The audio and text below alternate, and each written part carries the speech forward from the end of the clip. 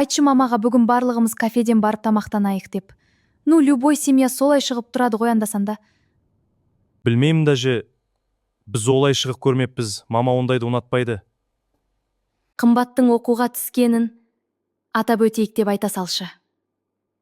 Мен туралы немене сыбырласып жатсындар? Мама, не ғой?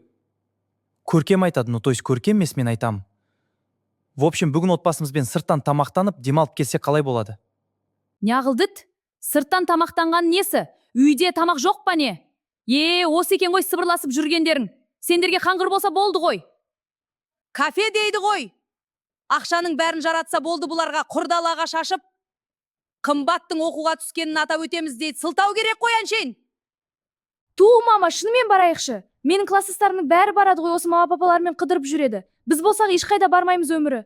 Папа, айтыншы барайық деп. Класстастарың өлсе, сен де өлесің бе?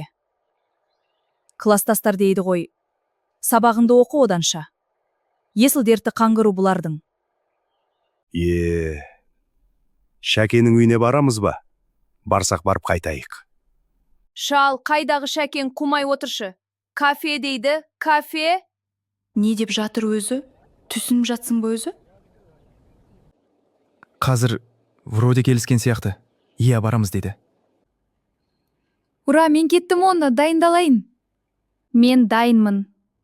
Шығамыз ба? Әйкелін, мұна түріңе. Байы өлген қатын құсап шашыңды жалбыратпай, орамал тағып шық. Білейін, орамал деп, кафеге де орамалмен баратын болдық қой. Өзіше сыланып айнаң алдынан шығар емес. Мама, анда бос орын бар екен, сол жерге отыра берейік. Кіреберіске отырамыз ба енді?